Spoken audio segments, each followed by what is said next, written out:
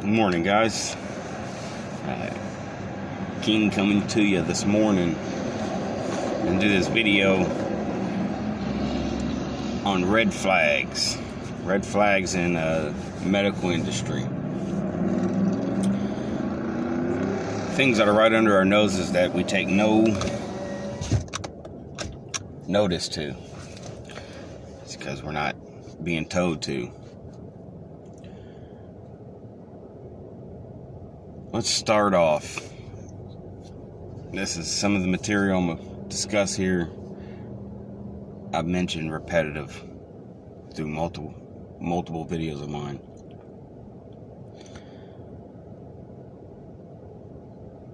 Viruses.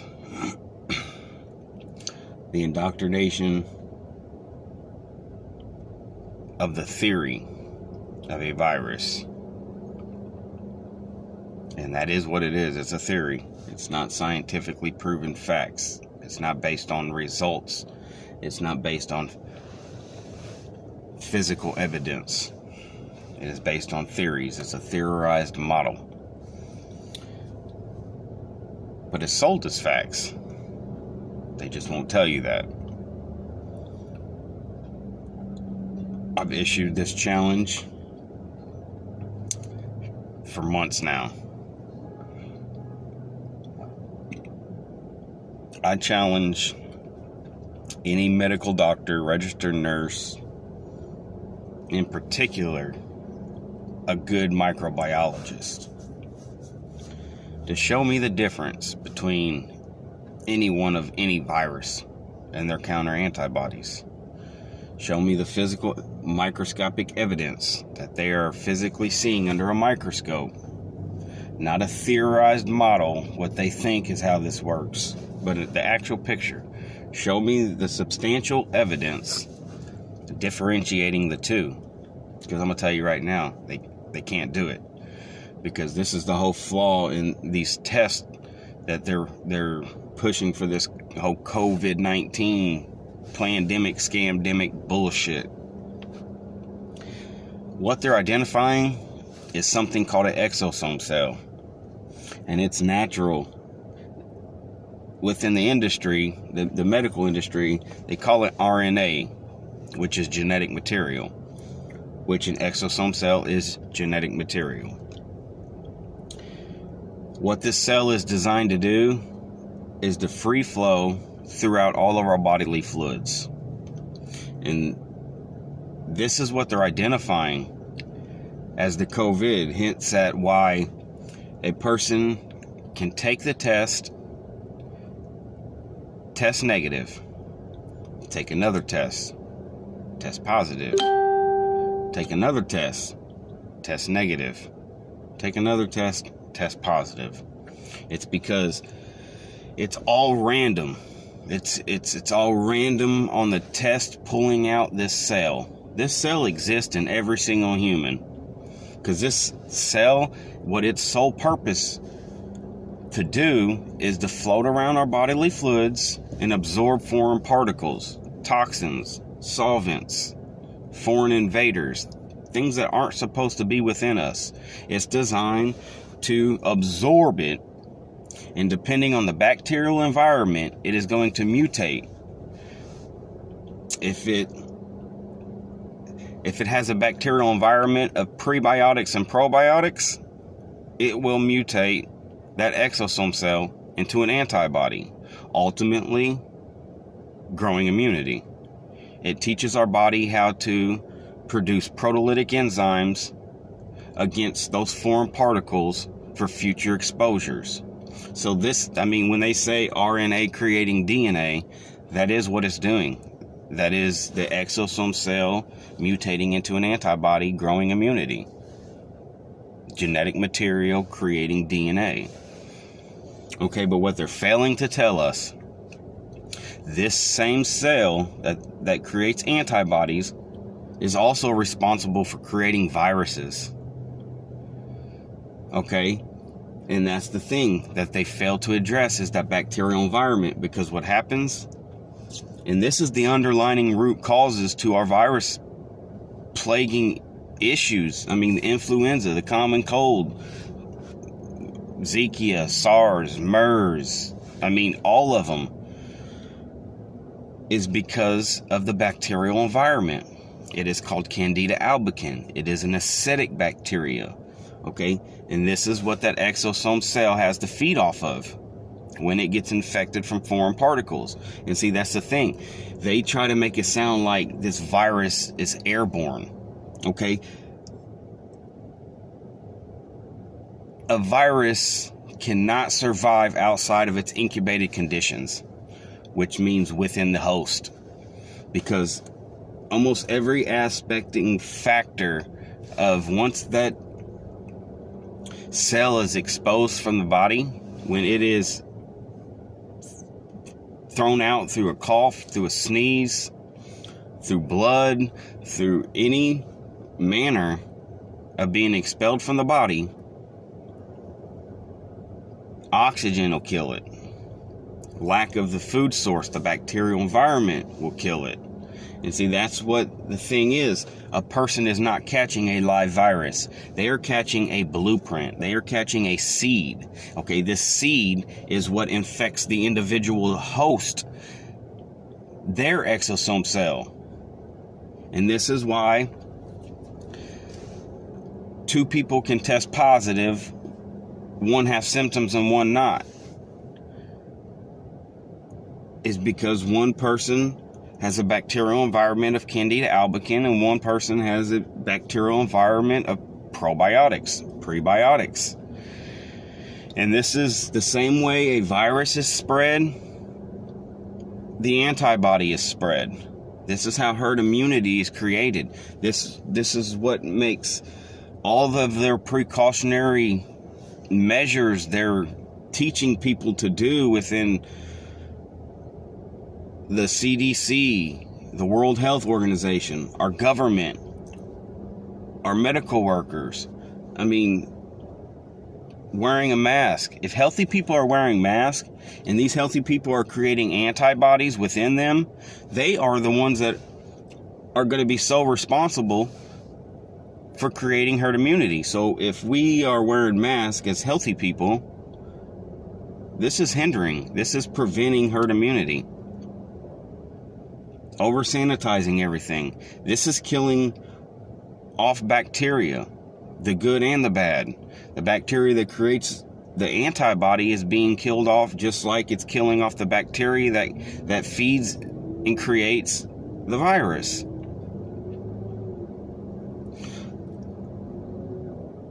Okay, that's the big red flag for me as far as the virus narrative that they force feed down our throats.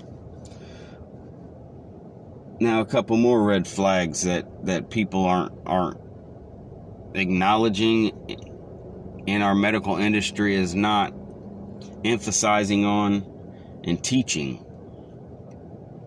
Toxicity. Okay? We have organs in our body that are designed to absorb toxins from our solids, the solid foods we eat, toxins from the liquids that we drink, toxins that are in our mouth, organs like the gallbladder, like the tonsils. Why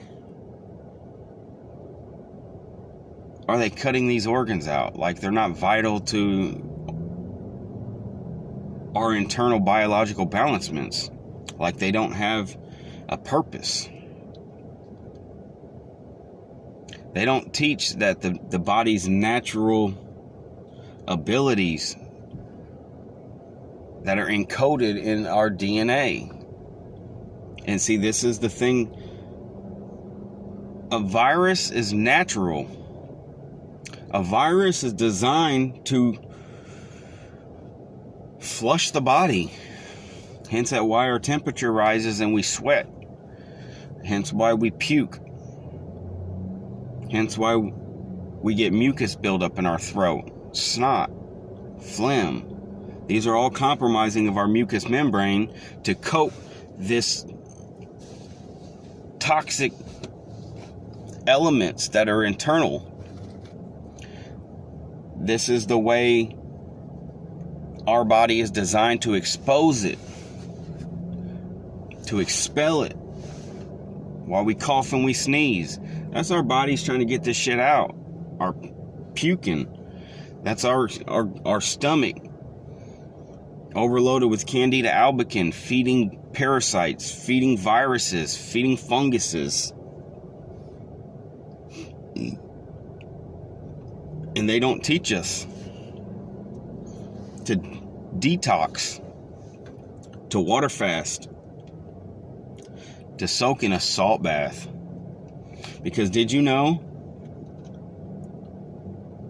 soaking in a salt bath assists in flushing these toxins.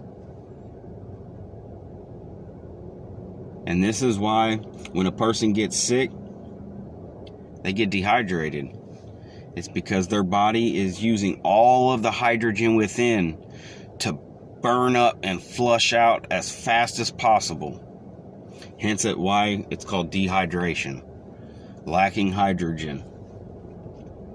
And what are they designed to do? An IV drip bag. What is an IV drip bag? What does it consist of? Saline water. Saline water is salt water. If you add salt to water, it raises the pH of that water. pH standing for potential hydrogen. Okay? The measurement of pH is the measurement of potential hydrogen molecules within a substance. So you put salt in water, it raises the hydrogen content of that water. This is what's in an IV drip bag. And this is what they do. They directly inject hydrogen-rich water into our cardiovascular system, into our blood, raising the pH of our blood back to a homeostasis balancement. What they fail to tell us is if we go home, we drink a bunch of water, a couple drinks of lemon juice, which is alkaline, which is hydrogen rich, soak in a salt bath,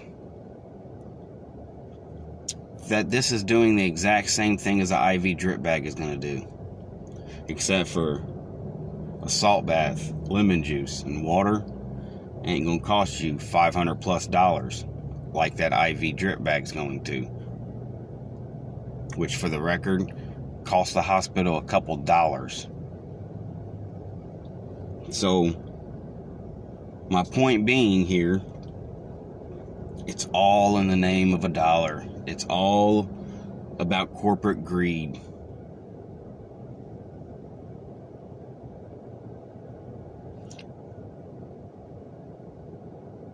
Another big red flag. The majority of our health issues stem from deficiencies, being malnutritioned. And they have the advancements in technology when a person goes into the hospital with a biological malfunction, an imbalancement, that they can run blood work and they can see what minerals, enzymes, phytonutrients, what deficiencies we are suffering from. And just as an example, they run blood work, they could say, we see you're magnesium deficient. Just go home, get you some dark chocolate, a couple ounces of dark chocolate, eat it over the next 2-day period, and this will bring your magnesium back up to an efficient balancement. But no, how are the RNs and MDs indoctrinated to address this situation? Okay, somebody comes in with some form of a symptom. What they do, they identify the symptom and they look in their little book and they match a synthetic chemical to the symptom. They say, take this pill for 30 days and come back and we'll reassess it. There's a reason why they call the medical industry of practice. Because they are practicing synthetic chemicals. This is not a flawless system. And that's the thing, is this knowledge has existed for 100+ years. But they removed it systematically. And if you go back to a dude named Harry Hoxsey in the early 1900s, he was curing cancers holistically. Look at Dr. Sebi. He was curing diseases that our medical industry deemed incurable. He was curing cancers, sickle cells, diseases, herpes. There's so many factors that he was applying and exercising the body's natural abilities. And he was creating a balancement. Because Dr. Sebi coined the phrase intercellular cleanse, which is what he was doing. This is how he was curing people from herpes. He was curing people from AIDS. He was curing people from cancers. And he proved this shit within our medical industry, or within our courts, based off of our medical industry's documents. Because the patients that would come to his retreat would come with documents saying that they had cancer, stage whatever. The treatments they wanted them to do. They wanted to do a surgery, and then chemotherapy, and then radiation, and these pharmaceuticals, and all of this synthetic chemical bullshit. And Dr. Sebi would put them through an intercellular cleanse. He would exercise the body's ability to flush the toxins. He would rebalance the homeostasis, providing the body with the water, mineral, and energy to create mitochondria, making sure the body had an efficient amount of hydrogen to balance that homeostasis in the blood for the red blood cells to do their job and the white blood cells to do their job. And that's the thing, is I've personally seen 3 different people cure from cancers that doctors would first deem incurable, and then when they went back to the hospital for a checkup, it was gone. The body had corrected itself. And what do the doctors call this? A miracle. No, this is basic action and reaction, cause and effect. This is why knowledge is key.